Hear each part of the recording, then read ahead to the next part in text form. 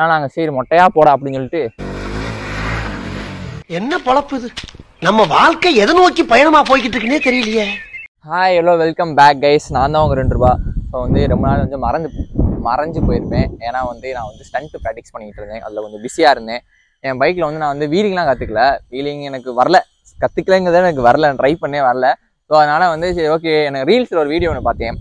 ஒரு கேரளா பையன் வந்து 380 வந்து ட்ரிஃப்டிங் பண்ணுவான். ஓகே நம்மளும் ட்ரிஃப்டிங் கற்றுக்கலாம், காசா பணமா 1.5 வருஷம் ஆச்சு பைக் வாங்கி, இன்னும் எதுவுமே பண்ணல, ஏதாச்சும் ஒன்று பண்ணணும்ல அப்படின்னு சொல்லி சரி ஓகே கற்றுக்கலாம்னு சொல்லி ஒரு 1 வீக் இதே இடத்துல தான் வந்து நான் வந்து சுற்றி கீழே விழுந்துலாம் எந்திரிச்சு கற்றுக்கிட்டேன். அது எப்படி பண்ணேன், அது எப்படி மாசா இருக்கு, அது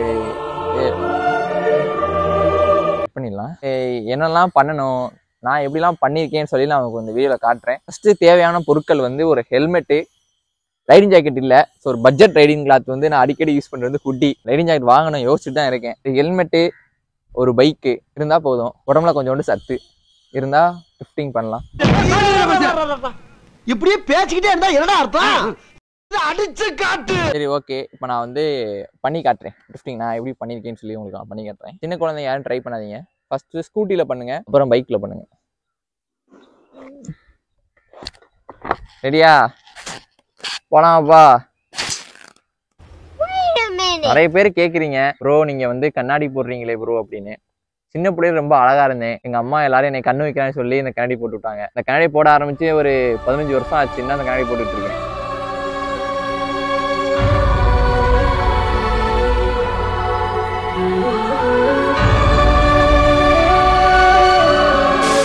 ஃபஸ்ட்டு வந்து பைக் வந்து 2 காலும் வந்து பற்றணும். நீங்கள் ட்ரிஃப்ட்டு வந்து லெஃப்ட் சைடில் தான் பண்ணணும், ஓகேவா? நீங்கள் வந்து ரைட் சைடில் பண்ணிங்கன்னா இந்த பேக் பிரேக் கண்ட்ரோல் உங்கள் கழுக்கு வராது.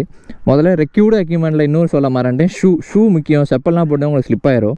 உங்களுக்கு தேவை வந்து ஒரு நல்ல ஷூ வேணும். ஸோ ஷூ கண்டிப்பாக வேணும், இல்லைனா ஸ்லிப் ஆகும், மஸ்ட்டாக ஸ்லிப் ஆகும். ஸோ வந்து பைக் ரெண்டுமே உங்களுக்கு கால் பார்த்தோன்னா கொஞ்சம் வெயிட் பேலன்ஸ் பண்ண தெரியணும் பைக்கை. அப்போ தான் விழுந்தால் கொஞ்சம் நானே தூக்க முடியல, ஃப்ரெண்ட்ஸ் தான் வச்சு தூக்க வச்சேன். ஸோ அப்படி இப்படின்னு இருக்கணும். அப்புறம் ஸ்டார்ட் பண்ணிக்கணும், கொஞ்சம் பெட்ரோல் வேணும். ஓகே பண்ணலாமா?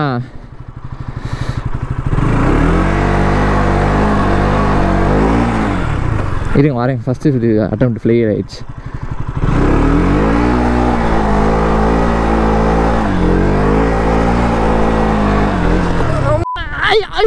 ஐயோ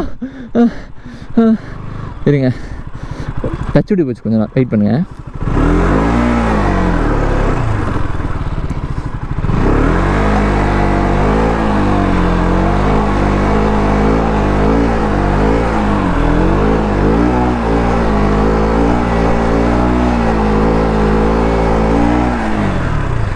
இவ்வளோ தாங்க, ரொம்ப சிம்பிள். ஐயோ தலை சுற்றுதே. ஸோ வந்து இவ்வளோ தாங்க ட்ரிஃப்ட்டு, ஒன்றுமே இல்லை. இங்கே பாருங்கள், ஒரு காலை ஒரு ஸ்டெப்பு சாய்ச்சிக்கோங்க. நல்லா பைக் ஓரளவுக்கு சாய்ச்சாலே போதும்.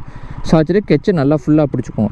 பிடிச்சிட்டு ஆக்சிலேட்டர் லைட்டாக அதாவது ஒரு 4 RPM வர வரைக்கும் வந்து 5 RPM வர வரைக்கும் வந்துட்டு அதுக்கப்புறம் கிளச்சை விடுங்க, ஓகேவா? நீங்கள் எடுத்தோன்னே கிளச் விட்டிங்கன்னா வராது. ஸோ ஒரு 4-6 RPM வரப்போ கரெக்டாக பாருங்கள், விட்டுட்டு அதோட வண்டி ரொட்டேட் ஆயிரும். நீங்கள் ஈஸியாக பண்ணலாம் அந்த மாதிரி. அது ஃபஸ்ட்டு வண்டி ரொட்டேட் பண்ணி பாருங்க, அதுக்கப்புறம் பிரேக் தான் உங்களுக்கு கண்ட்ரோல். லைட்டாக பைக்கை சாய்ச்சிட்டு ஆக்சிலேட் திருட்டு விட்டிங்கன்னா அந்த கால் ஒரு சைடு பேலன்ஸ் பண்ணிக்கோங்க, அதோட ட்ரிஃப்ட் ஆயிரும். ஏன்னா நீங்கள் வந்து பேக் பிரேக்கில் எப்போவுமே காலை வச்சுக்கணும், இல்லைனா வந்து ஆகாது. வச்சுட்டு லைட்டாக மெதுவாக ஹேண்ட் பாரை திருப்பிட்டு ஆக்சிலேட்டர் மெதுவாக கொடுத்தீங்கன்னா பண்ணிடலாம். ஓ கைஸ், இவ்வளோ வந்து ஸ்டண்ட்டு, இவ்வளோ தான் நான் கற்றுக்கிட்டது. இதை வச்சு தான் கொஞ்ச நாள் ஓட்ட போகிறேன். வீலிங் பண்ண எனக்கு ஆசை தான், பட் அதுக்கான பைக் இன்னும் கிடைக்கல. அது கிடச்சோன்னே நான் கண்டிப்பாக பண்ணுவேன். ஆக்சுவலாக வந்து வேறு ஒரு இது வந்து ப்ரைவேட் ப்ராப்பர்ட்டி. இந்த மாதிரி பண்ணும்போது ப்ரைவேட் ப்ராப்பர்ட்டியில் பண்ணுங்கள். இது என்னோட ப்ராப்பர்ட்டி கிடையாது, யார்ட்டு ப்ராப்பர்ட்டினே தெரியாது. சும்மா கிரவுண்டு பசங்க விளாடுவானுங்க, அவங்கள கொஞ்சம் அங்கே போக சொல்லிட்டு நான் கொஞ்சம் ட்ரிஃப்ட் பண்ணிகிட்டு இருப்போம் ஈவினிங் டைமில். இது ப்ரைவேட் ப்ராப்பர்ட்டி, நீங்கள் பண்ணிங்கன்னா கொஞ்சம் பப்ளிக் ப்ராப்பர்ட்டியில் பண்ணுங்கள்.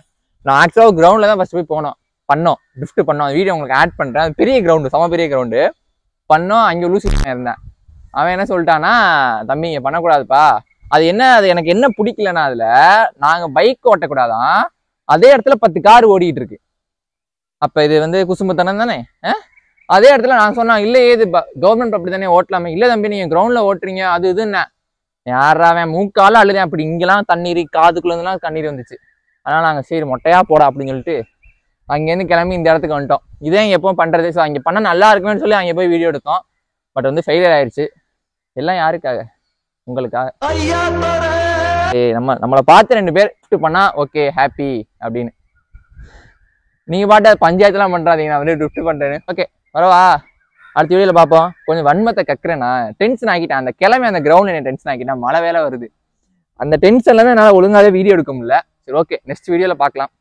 பாய்.